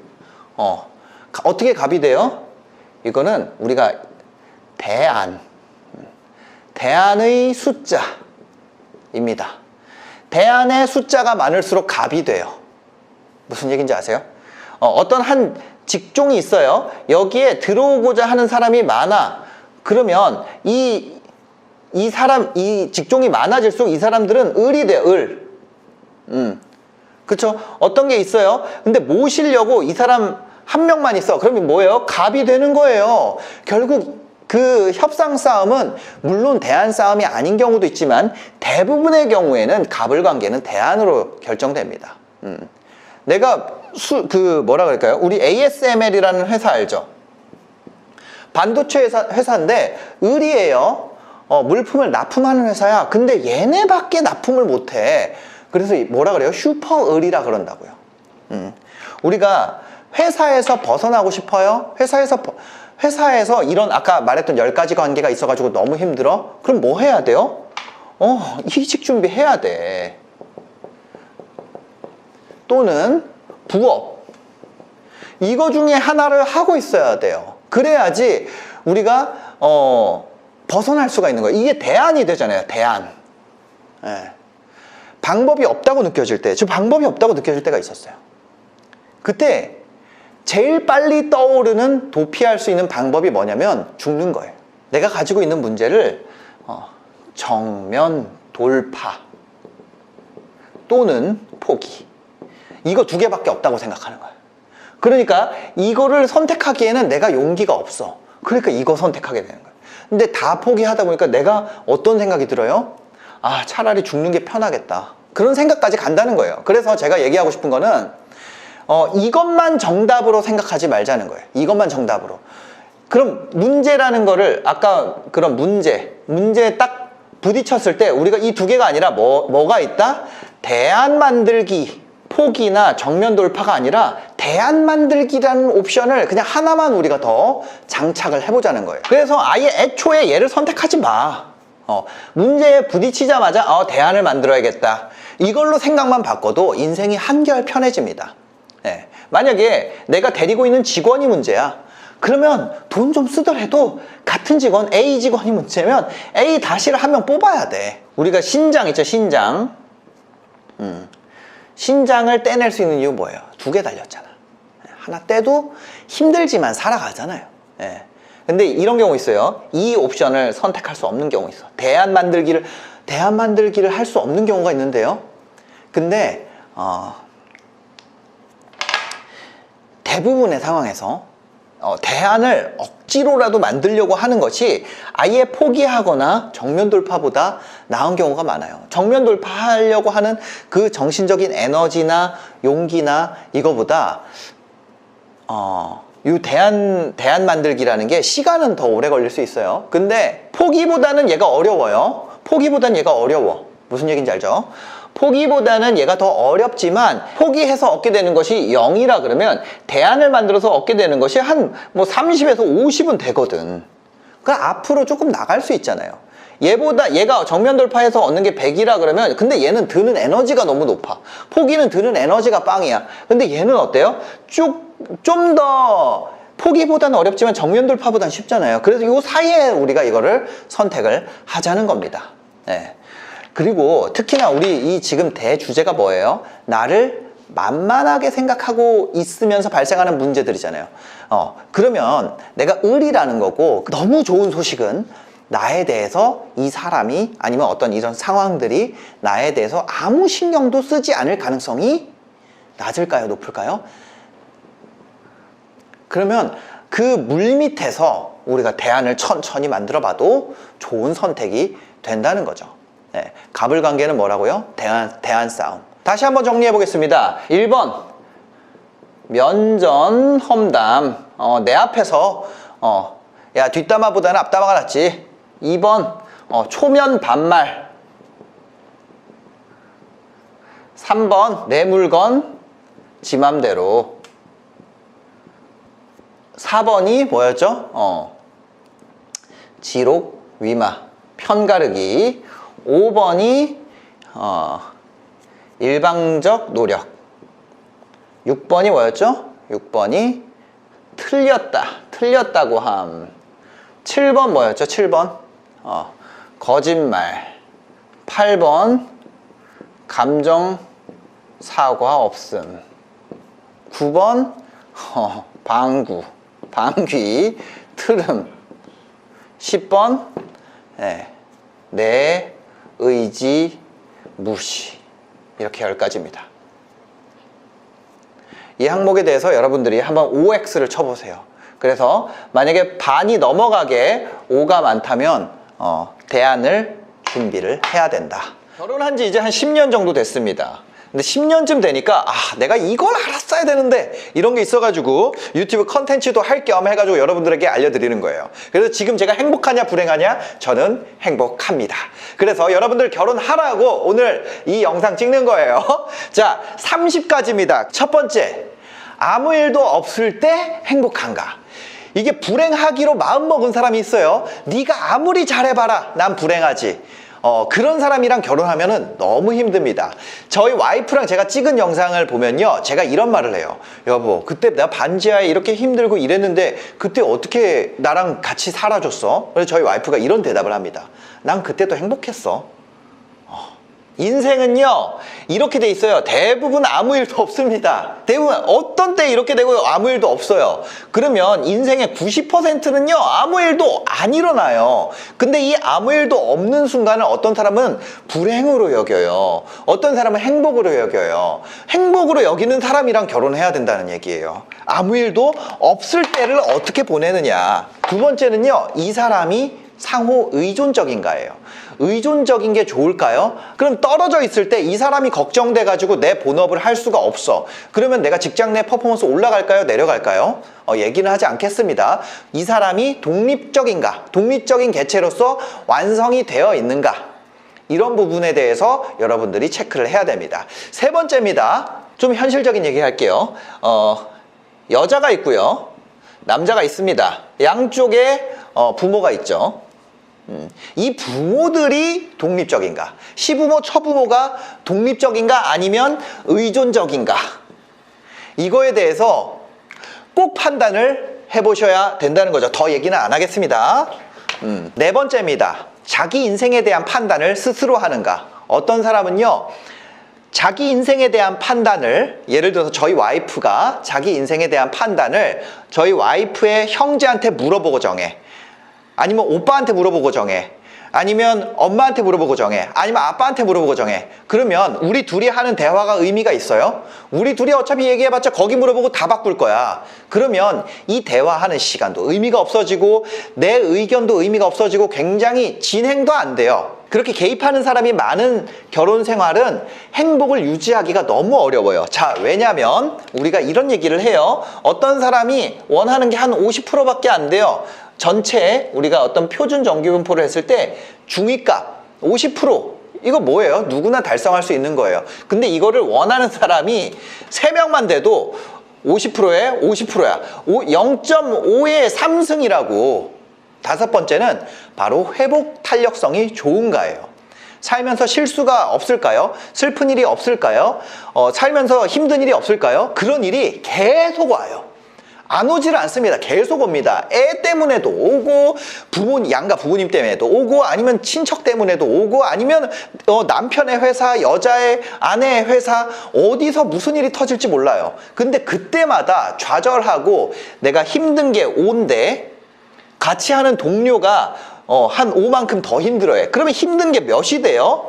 10이 되잖아. 얘가 올라와가지고 같이 끌고 가야 되는데 2명이 됐는데 힘든 게 2배가 되는 상황이면은 진짜 인생이 2배로 힘들어진다는 거죠. 그래서 아내 될 사람 아니면 남편 될 사람이 회복 탄력성이 좋아야 됩니다. 여섯 번째입니다. 아이를 사랑하는가? 아이를 싫어하는 사람 있어요. 애 낳아놓고 싫어하는 사람 있어요. 이런 사람이랑 결혼하면 애 낳으면 행복할까요? 혼자 남편이 됐건 아내가 됐건 아내가 애를 싫어해요. 그럼 남편이 애 다 케어해야 돼. 그죠? 남편이 애 싫어해. 그러면 아내가 애 다 케어해야 돼요. 그 다음에 7번째입니다. 진취적인 삶에 대해서 관대한가. 여러분들이 이 채널을 보고 있다는 건 뭐예요? 뭔가 시도하고 도전하고 이렇게 하고 싶은 사람인 거예요. 근데 그것에 대해서 싫어하는 사람이 있어요. 예를 들어서 내가 나 뭐 해볼게 이랬을 때 아유 네가 뭘 해 이런 사람이 있어요. 가만히 있어. 그것에 대해서 비난하는 사람을 만나면 인생이 피곤해집니다. 8번째, 서로 지쳤을 때예요. 둘 다 지쳤어요. 그때 나오는 멘트를 확인해 봐야 돼요. 지쳤을 때 비난하는 사람이 있고요. 지쳤을 때 응원하거나 위로하는 사람이 있어요. 지쳤을 때 위로하는가. 어디 여행을 갔어요. 겁나 지쳤어. 야, 우리 그래도 숙소까지만 가면 괜찮잖아. 지쳤을 때 위로하는 사람. 지쳤을 때 아씨 왜 여기를 잡았어. 아, 야, 그때 내가 여기 호텔 가자고 얘기했었잖아. 아니 이미 과거인데 그거 어쩌자는 거야. 지쳤을 때 비난하는가, 지쳤을 때 위로하는가. 너무 중요한 포인트라는 거죠. 9번째입니다. 서로의 만남이 회복인가 아니면 소모인가. 이런 거 있어요. 내가 너무 힘들어. 아, 오늘 미치겠다. 아, 집에 가야지. 이렇게 돼야 된다는 거야. 너무 힘들어. 회사에 있어야지. 이렇게 되면 안 된다는 거예요. 같이 있는 사람이 소모가 되는 사람이 있어요. 근데 어떤 사람은 같이 있으면 에너지가 차는 사람이 있어요. 이거는 같이 있어 보면 아는 거야. 그죠? 이 소모되는 사람은 결혼하면 안 됩니다. 하지 마세요, 그냥. 자, 10번째입니다. 스킨십의 방식이 잘 맞는가? 어떤 사람은요, 좀 잔잔한 스킨십을 좋아해요. 어떤 사람은요, 막 난리치는 사람이 있어. 뭐 더 막 진도 나고 이 얘기가 아니라 그냥 일상 삶에서의 스킨십을 얘기하는 거예요. 막 손 잡아도 막 쪼물쪼물 치고 막 난리치는 사람이 있어. 근데 그런 거 또 좋아하는 커플도 있어. 뭐 영화 보면서도 막 안고 있어도 막 다리까지 막 안고 막 이런 애들이 있어. 근데 누구는 그냥 이렇게 가만히 있는 거 좋아하는 사람도 있는 거야. 사람마다 다른 거예요. 근데 이게 안 맞으면 어떤 상황이 발생하냐? 한 명이 막 이러는데 이렇게 돼. 그러면 그 사람은 어떻게 해요? 사랑의 표현인데 다른 사람 입장에서는 귀찮은 거야. 소모되는 거야. 이게 맞지 않으면 스트레스 지수가 올라갈 수밖에 없다. 11번째입니다. 소비에 대한 철학이 맞는가? 한 사람은 버는데 행복을 느끼고 한 사람은 쓰는데 행복을 느껴요. 쓰면은 나 고통이야. 그 같이 있으면은 행복이 오기가 쉽지 않다. 12번째입니다. 재테크에 대한 철학이 맞는가? 한 명은 저축하고 싶어, 한 명은 투자하고 싶어 해. 근데 돈은 우리 합쳤잖아. 그러면 어떻게 하냐? 통장 까른단 말이야. 그죠? 통장 까르고 하는 순간부터 어떻게 돼요? 근데 이거는 뭐 조심스러운 부분인데 저라면 같이 하는 게 더 낫다는 거죠. 재테크의 철학에 안 맞으면은 서로 고통받게 됩니다. 13번째입니다. 인생에 대한 플랜과 방향성이 맞는가? 어떤 사람은 인생 플랜이 세계 여행이에요. 은퇴해서 세계 여행이 인생 플랜이야. 어떤 사람은 나 회사에서 더 승진하는 게 인생 플랜이야. 그럼 이거 두 개에 대해서 서로 얘기를 해가지고 플랜을 맞춰야 돼요. 그건 뭐냐면 어떤 목표가 안 맞는 사람끼리 서로 동업하는 거예요. 카페를 운영해요. 어떤 사람은 장사가 안 됐으면 좋겠어. 왜? 나만의 공간으로 쓰기 위해서. 어떤 사람은 바글바글 했으면 좋겠어. 둘이 만나. 그러면은 어때요? 그 동업 잘 될까요? 잘 안 된다는 거예요. 그래서 인생에 대한 비전과 플랜과 방향성이 맞아야 된다는 거죠. 14번째, 메타인지가 높은가? 자신의 한계에 대해서 잘 인지하고 있는가예요. 이게 뭐냐면 남자들 같은 경우에 허언증이 있는 경우 있어요. 그런 메타인지가 안 되는 사람이랑 만나게 되면은 계속해서 연애할 때는 괜찮아. 연애할 땐 비전 제시만 하니까. 근데 결혼하면 어떻게 돼요? 삶이 되잖아요. 그렇습니다. 더 얘기 안 하겠습니다. 네, 15번째입니다. 타인과 비교하지 않는가? 다른 누군가와 비교하는 사람이 있어. 이거 엄청 쇼크 먹습니다. 네, 누구는 어떤데 이거를 가끔 들어도 스트레스인데 같이 사는데 이거 입에 달고 살면은 살 수가 없어요. 16번째입니다. 이 사람이 진실한 사람인가? 자기의 실수에 대해서도 가감없이 얘기하고. 그러니까 어떤 게 되게 위험하냐면 부동산 투자했어요. 엄청 막 이만큼의 뭐가 생겼어. 실수가. 그거 진실하게 얘기할 수 있어야 돼. 그거 숨겨놨다가 나중에 터지면은 진짜 미칩니다. 그 사고를 친 사람이 남자든 여자든 상관없이 미쳐요. 그 다음에 17번째입니다. 과거에 얽매이지 않는 사람인가? 옛날 얘기 가지고 와가지고 너 이거 잘못했지. 옛날 얘기 가지고 계속 이렇게 되면 몇 년 같이 살아야 되냐면 우리가 죽을 때까지 같이 살아야 돼요. 근데 매년 행복이 기록되는 것이 아니라 매년 잘못이 기록된다면 같이 살아온 기간이 오래될수록 어떻게 돼요? 나는 점점 나쁜 사람 되는 거야. 그래서 과거에 얽매이는가 얽매이지 않는가. 말싸움 딱 해보면 알아요. 연애할 때. 18번째입니다. 힘들 때 아무렇지도 않은 표정 지을 수 있는가. 아까 진실한가랑은 또 다른 건데 우리가 어제 막 울고불고 난리했어요. 근데 결혼은 뭐라 그랬어요? 제가 얘기하는 게 일상이라 그랬죠. 10년쯤 살아보니까 그렇다는 거예요. 우리 선배들 보면 또 웃기겠지. 근데 10년쯤 살고 얘기하는 거예요. 결혼은 일상이에요. 근데 어제 그런 일이 있었다고 해서 맨날 죽는 소리하고 앓는 소리하고 이러면은 살 수 있을까요? 그건 살기 어렵다는 거예요. 19번째입니다. 호들갑 떨지 않는가. 뭔 일만 있으면 막 이런 사람이 있어. 막 큰일 난 것처럼 뭐 할 때마다 호들갑. 남자도 뭐 별일 아닌데 별 큰 문제도 아닌데 막 이만큼 침소봉대한다 그러죠. 별일도 아니에요. 근데 막 난리치면서 막 호들갑 떠는 사람이 있어. 그러면 인생을 평탄하게 유지하는 휴식의 공간이 집이 될 수가 없어요. 그죠? 작은 실수만 해도 막 호들갑 떠니까. 20번째, 사소한 일에 화내지 않는가. 사소한 일에다가 에너지 쓰고 화내고 이러면 어떻게 돼요? 다 지금 포인트가 뭐냐면 우리가 일상을 산다는 것에 포인트가 있는 거예요. 연애할 때는 잠깐 만나잖아요. 잠깐 만나니까 다 참을 수 있어. 좋은 사람일 수 있어. 근데 우리가 일상을 산다고 생각을 해보세요. 가족이란 말이야. 21번째입니다. 아무 말도 하지 않아도 편안한가. 마찬가지입니다. 우리가 계속 떠들고 계속 웃게 하고 이렇게 할 수가 없어요. 그러면 집에서는 어떻게 있어요? 아무 말도 안 하고 있을 때도 있는 거야. 근데 그때마다 불편함을 느끼는 사이라면 결혼하면 될까요? 안 될까요? 그렇습니다. 22번째입니다. 청소 습관이 잘 맞나? 어떤 사람 청소 안 해요. 어떤 사람 청소해요. 둘이 만나면 청소하는 사람 스트레스 겁내 받습니다. 그것 때문에 부부싸움 많이 해요. 23번째, 수면 습관은 잘 맞나? 어떤 사람이 일찍 자야 돼. 어떤 사람 늦게 자도 돼. 이거 안 맞잖아요? 그럼 하루하루가 고통입니다. 나 자야 되는데 불 켜놓고 막 부시럭부시럭거리고 막 이런단 말이야. 그게 혼자 살 때는 절대 느낄 수 없던 그런 부분입니다. 24번째입니다. 빨래 습관은 잘 맞나?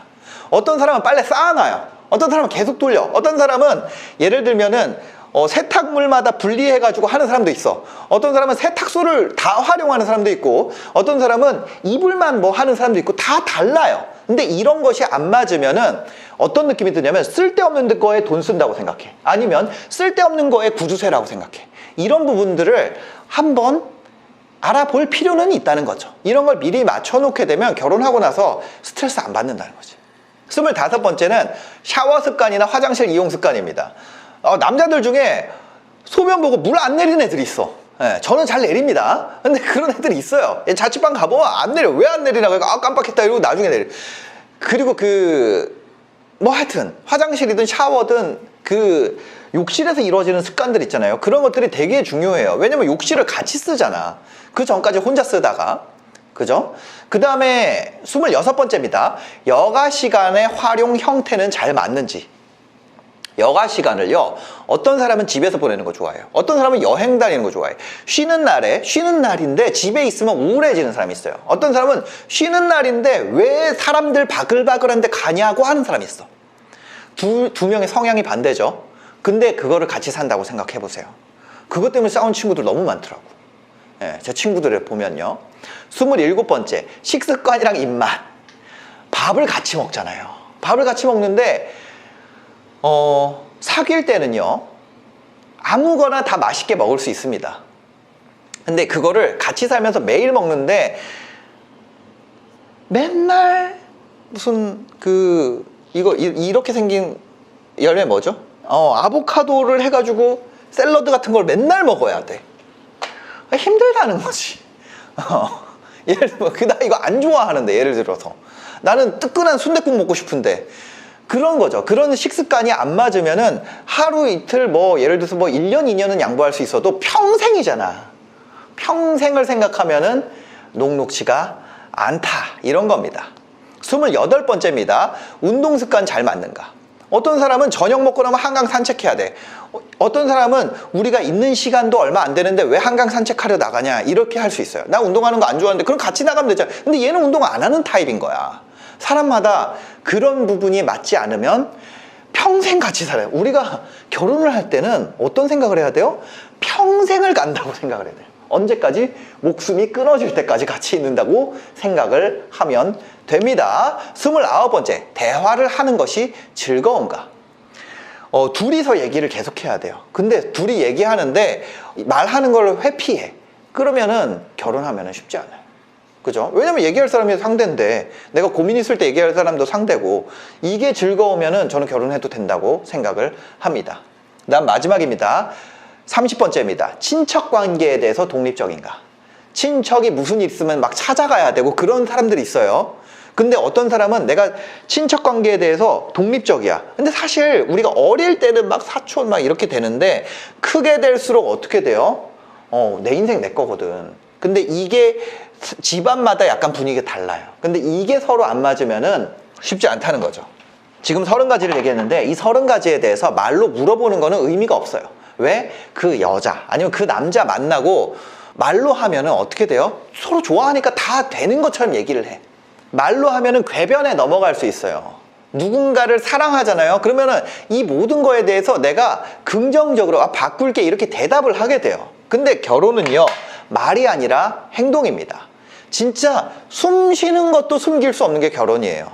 그래서 아무리 진짜 머리가 좋은 사기꾼도 결혼하고 나면 들통난다는 거예요. 그러니까 여러분들이 이 30가지 정도만 세모 X를 했을 때 세모 이상이면 난 결혼했으면 좋겠다는 거예요. 세모 이상이면. 안 그러면 결혼하고 바꾸려고 그러면 살아온 시간이 너무 많기 때문에 어떻게 해야 돼요? 우리가 예를 들어서 30살에 결혼한다 그러면은 30년이잖아요. 습관이. 그러면 앞으로 30살에 결혼한다 그러면 30년 뒤에 바뀐다. 60살 때쯤 되면 바뀌지 않을까? 왜냐면 이거 바꾸려면. 그래서 이런 부분은 30가지만 딱 체크해 보시면은 확실히 결혼하시는데 도움이 되지 않을까 하는 생각에서 남겼습니다. 도움이 되셨다면 구독과 좋아요, 댓글까지 부탁드리겠습니다. 저는 이 30가지 만족하느냐? 만족합니다. 하루아침에 거짓말처럼 월 매출이 5억이었는데 이게 0원이 됐습니다. 진짜 꿈인 줄 알았어요. 악플이 몇 개 달렸는지 세봤더니 한 4만 개가 넘게 달렸더라고요. 더 재밌는 일은 제가 아는 사람들의 이제 인스타그램 있잖아요. 거기에 제가 팔로우를 하고 있다는 그 이유로 그분들한테 쫓아가서도 막 악플을 달기 시작하는 거예요. 그러니까 제가 이제 그분들한테 피해를 주기가 싫으니까 그래서 전부 다 이제 언팔을 한 거죠, 저도. 근데 이제 이렇게 언팔을 하니까 제가 왜 저 새끼는 왜 언팔을 하고 또 그래? 주원규가 언팔을 했다고 그거를 또 얘기하는 분들도 계시더라고요. 왜 쟤는 언팔을 하지? 그럼 상황을 모르니까 또 욕을 하기 시작하고. 그런 이제 사실 관계의 문제뿐만 아니라 제가 그때 당시에 이제 배상금, 광고 같은 거 찍었으니까요. 그 다음에 환불금, 제가 강의 관련해가지고요. 이런 게 한 10억이 넘게 쏟아지기 시작하는 거예요. 환불이 쏟아지고, 수억 원의 매출이 그냥 하루아침에 빵원이 됐죠. 그리고 동시에 또 뭐가 들어왔었냐면 세무조사 들어와가지고 자료도 많이 준비를 해야 되는 상황이 됐었습니다. 그런 모든 상황이 동시에 쏟아지는 거예요. 그리고 이제 직원들한테 월급을 주기가 어려워지는 거죠. 그게 걱정이 되는 거예요. 그래서 직원들한테 나가달라고 부탁을 하기도 하고 또 스스로 나가는 직원들도 발생을 하게 된 상황이었어요. 계약들이 전부 해지가 되고 뭐 광고 계약 해지되는 것부터 해서 출연 해지, 그러니까 이제 나갈 돈이 너무 많잖아요. 그때 이제 제가 건물이 4개가 있었어요. 그 중에 2개를 팔았습니다. 그래서 총알을 준비한 거죠. 얼마가 나갈지 모르겠으니까. 모든 사람들이 저를 원망하고 와이프한테는 우리 이사 갈 준비를 하라고 했어요. 왜냐면 이제 이 동네에서 못 살 것 같아가지고. 방송국에서는 기자들이 연락이 오죠. 오늘 뉴스에서 다룰 건데 마지막으로 하고 싶은 변명이 있는지 물어보는 거예요. 그 상황에서 저한테 남아있는 거는 도망가는 것밖에 없는 것처럼 느껴졌죠. 근데 이걸 결 돌려 세웠습니다. 지금 업로드하고 있죠. 그때 제 마음속에 세웠던 3가지 원칙이 있습니다. 그걸 여러분들에게 오늘 알려드리려고 합니다. 첫 번째는요, 주변 사람에게 의지하지 않는다. 나를 믿자, 이거였습니다. 네, 제가 앞에 얘기 드렸던 것처럼 얼마 전에 그런 유튜브에서 제가 사건이 있었어요. 그러면서 제가 외부 연락을 얼마 동안 안 했냐면 60일 동안 외부 연락을 거의 끊다시피 했었습니다. 근데 이렇게 했더니까 친구들이 구별이 되더라고요.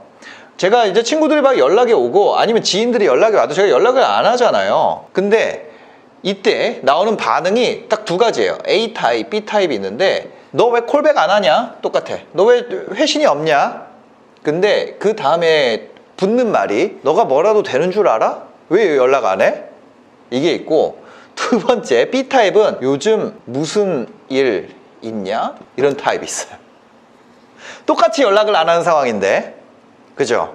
그래서 요 사람들이 그냥 자연스럽게 정리가 됐습니다.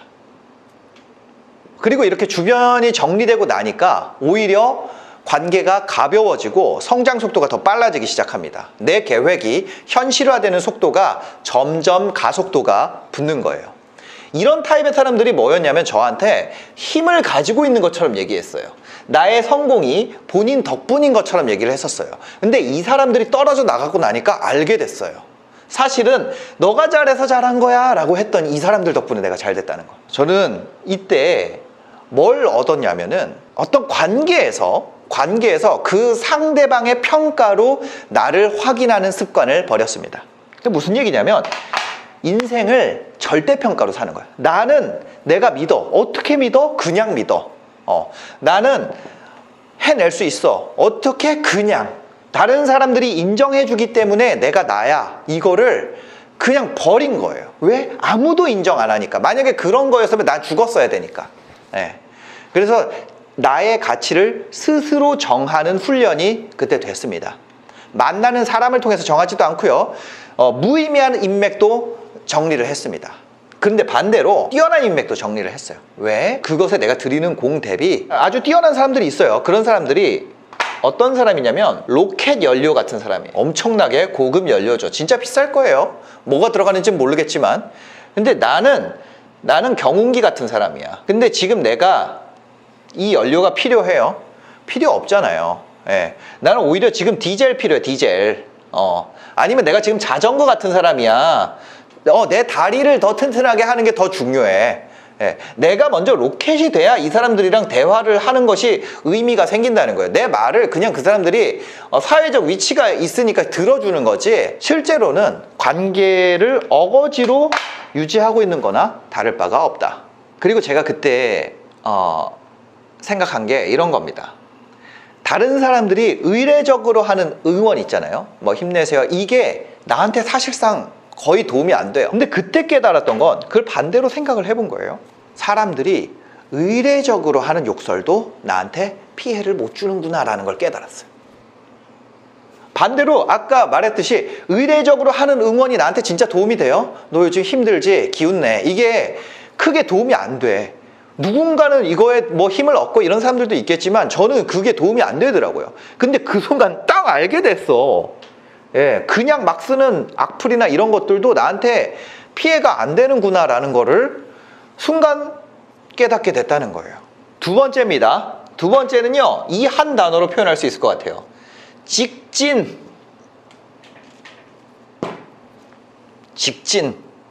목표가 있잖아요. 계획을 세우고 싶어요. 우회하고 싶어요. 어떤 데미지도 입지 않고 살살살살 뭐 어떻게 하고 싶어요.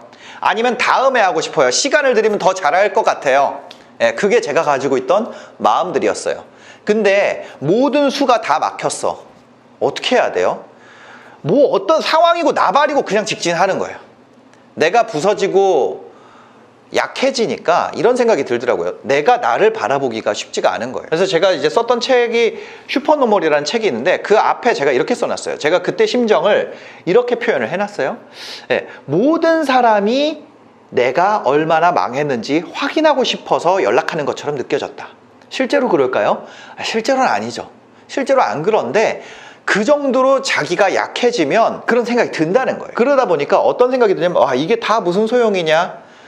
직진하지 않고 모든 목표를 뒤로 미루고 우회하고 싶은 생각이 너무 커지는 거예요. 모든 거 다 포기하고 싶었어요.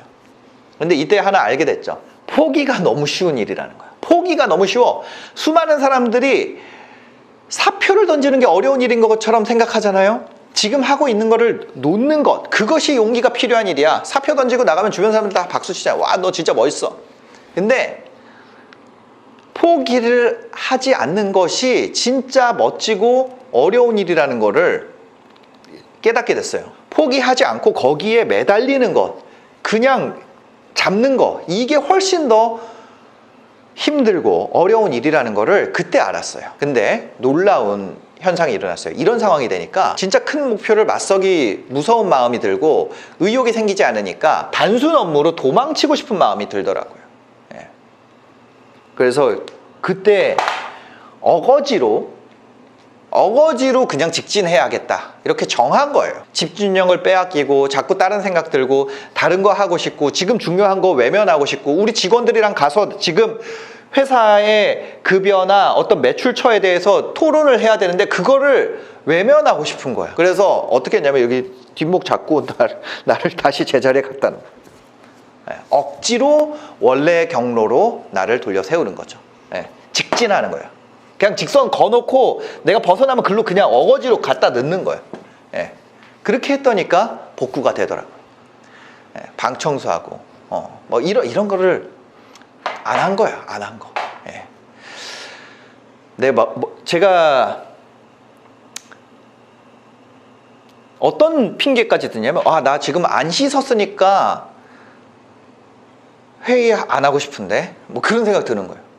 그 씻는 것보다 사실 이 사람들이랑 같이 지금 우리 걸 살려내는 게 더 중요한 일인데 그냥 계속 그런 걸로 미루고 싶은 거예요. 뭐 예를 들면 안 씻었어. 그 다음에 뭐 옷을 안 다렸어. 아니면 뭐야. 뭐 진짜 별것도 아닌 거 있어. 진짜 별것도 아닌 것들. 근데 그거를 하고 싶은 마음이 평소에는 신경도 안 쓰다가 이 상태가 되니까 하고 싶어지더라고요. 그래서 제가 여러분들한테 얘기하고 싶은 거는 분명히 저 같은 이상한 상태에 저였던 그런 상태인 분들이 있을 거예요. 어거지로 그냥 직진하는 거예요. 이렇게 직진을 하기로 마음 먹으면요 미치도록 하기 싫을 때가 있습니다. 미치도록 힘겨울 때가 있어요. 근데 지나고 보니까요 그때가 성장할 때더라고요. 우리가 어떤 편안한 구간에서 계속 살면 좋죠. 근데 그걸로는 성장이 미안하지만 안 되더라는 거예요. 이제 땀 좀 날려 그러면 그만둬. 그렇게 해가지고 다이어트 될까요? 조금 스트레스 받을 만 하면 그만해. 그렇게 해서 성과 나올까요? 하기 싫을 때가 바로 성장이라는 것이 나오고 있어. 그게 막 쭉쭉쭉 나오고 있다는 순간이라는 거예요. 그 느낌으로 바꿔줘야 돼요. 제가 너무 충격을 받은 게 있어요. 어떤 유명한 바디빌더 분이랑 제가 얘기를 해볼 기회가 있었는데 이분이 무슨 얘기를 하냐면 우리가 근육 같은 걸 과하게 쓰면은 엄청 아프잖아요. 힘들잖아요. 그래 하기 싫어지잖아요. 근데 이분이 그 느낌을 뭐라고 표현하냐 봤더니 맛있다고 표현을 하더라고요. 그러면서 하는 말씀이 예술이었습니다. 엉규씨, 고통은 일시적이지만요 성과는 영원합니다. 세 번째입니다. 멀티태스킹입니다. 저 이거 하지 말아야 되는 줄 알았어요. 근데 시간이 없으니까 이것만큼 중요한 게 없더라고요. 제가 뭐 뇌과학 이런 책들 많이 보면은 나와 있는 게 이거 하지 말라고 많이 나와 있어요. 근데 제대로 된 멀티태스킹은요 하지 말아야 되는 것이 아니라 곱하기 2배 만드는 거였어. 그럼 제대로 된 멀티태스킹 어떻게 하는 거예요? 자, 업무에는 두 가지가 있습니다. 습관화, 단순화, 패턴화, 반복적 이런 업무가 있어요. 업무 A, 업무 B가 있어요. 고민, 창의, 익숙치 않음 이렇게 돼 있어요. 그럼 이거 업무 A 타입을 하는 것을 그 생각에 관한 생각이라는 책에 보면은 나와 있습니다. 시스템 A. 업무 B를 시스템 B가 하는 거예요. 자, 뭐냐면 우리가 1 더하기 1 하면 나오는 거 2 이렇게 돼 있잖아요. 우리가 운전하면서 이 오디오북 들을 수 있잖아요. 그런 거예요. 운전 같은 거. 그게 바로 업무 A예요. 업무와 A와 B의 속성을 우리가 깨달아야 돼. 그래야지 단기간에 복구할 수 있는, 단기간에 성장을 만들기 위해서는 이 시스템 A, 자동화 시스템을 활용을 할 줄 알아야 돼요. 그럼 이 자동화 시스템을 활용한다는 게 무슨 얘기예요? 저는 멀티태스킹 무조건 안 된다고 생각했어요. 자, 우리가 게임 중독에 혹시 빠져본 적 있으세요? 게임 중독에 걸렸을 때 생각을 해보세요.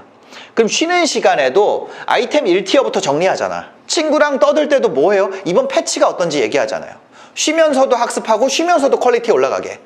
출근길은 내가 어차피 앉아있는 거예요. 그럼 버스 움직이잖아요. 출근길에 독서하기. 이거 멀티태스킹이에요? 멀티태스킹이지. 운전하면서 오디오북 듣기. 이거 멀티태스킹이에요? 멀티태스킹이야. 버려지는 시간을 멀티태스킹 해야 돼요. 네. 쉬는 시간에 자동으로 성장이 일어나게 해야 돼요. 저 같은 경우는 깍두기 만들어요. 깍두기. 깍두기가 뭐예요? 깍두기 업무를 만들어. 뭐냐면 우리가 하루가 막 이렇게 하루에 시간이 있잖아요. 근데 중간에 뭐 2, 3분 비는 거 있어. 그럼 이때 뭐 넣냐? 깍두기 업무. 1픽셀짜리 업무 넣는 거예요. 그러면 하루를 빡 채워서 살 수가 있어요. 이 1픽셀짜리 업무는 뭐예요? 이거는 별로 중요하지 않은데 필요한 거야. 중요도는 낮은데 필요도는 있는 거. 예를 들면 저희는 시장 조사를 해요. 시장 조사. 어떤 비디오가 히트하는지 뷰트랩으로 보던지 아니면 뭐 인스타그램 보던지 이렇게 해서 뭐 그거를 우리 팀끼리 공유를 하는 걸 해. 그럼 이거 어떻게 돼요? 이거를 깍두기 업무로 넣어놓으면 내가 출퇴근할 때 이거 할 수 있는 거야. 잠깐 빌 때 어차피 유튜브 볼 거 시장 조사하면 되는 거야. 그 깍두기 업무들을 사이사이에 넣으면은 성장 속도가 빵 올라간다는 거죠. 깍두기 업무를 하기 위해서 우리가 자기개발이나 동기부여 비디오 이런 거 많이 보게 된단 말이에요. 저 같은 경우는 그런 장르를 하니까. 근데 사람은 뭘 보는지에 따라서 그 사람의 인생이 결정될 가능성이 높습니다. 그 원숭이 중에 한 종류랑 인간이랑 가지고 있는 아주 특이한 게 있는데 바로 이거래요. 거울 뉴런이에요. 거울 뉴런. 이 거울 뉴런이라는 걸 누가 발견했냐면 이탈리아 과학자가 발견을 했다 그래요. 자코모 라촐라티. 근데 원숭이 중에 아까 원숭이 중에 제가 한 종류라 그랬는데 그게 뭐냐면 지금 찾아보니까 마카크라는 한 종류만 이걸 갖고 있고 인간도 이걸 갖고 있대요. 그래가지고 마카크는 뭐냐면 사람이 이렇게 메롱하는 거를 하잖아요. 그러면 새끼 원숭이도 이걸 메롱을 따라해. 왜? 이런 거울 뉴런이 행동 영역에 자극이 되기 때문에. 그 얘기는 무슨 얘기예요? 우리가 보는 것이 우리가 실제로 그 행동을 하지 않더라도 똑같이 그 행동을 한 것처럼 우리 뇌가 착각을 한다는 거예요. 저는 그 깍두기 시간이잖아요. 깍두기 시간에 내가 어떤 컨텐츠를 보는지가 내 생각과 행동을 더 부스트업 시키는지 아니면 그냥 꺾어버리는지 이런 것이 결정된다는 것을 알게 됐습니다. 여러분들이 보는 것이 여러분들 자신을 만든다는 것을 좀 아셨으면 좋겠네요. 네. 오늘 한 3가지 다시 정리해보면요. 네. 첫 번째, 주변 사람에게 의지하지 않는다. 두 번째 뭐였죠? 직진. 세 번째, 멀티태스킹. 이 3가지가 제가 마음속에 만들었던 원칙이고 저를 빠르게 돌려 세우는 원동력이 됐습니다. 여러분들도 인생에서 이렇게 원칙을 세우고 그 단기간 동안 집중력을 발휘하면 성장을 좀 더 빠르게 만들어낼 수 있지 않을까 이런 생각을 해봅니다. 영상이 도움이 되셨다면 구독과 좋아요, 댓글까지 부탁드리겠습니다. 영상 봐주셔서 감사합니다. 행복한 하루 되세요.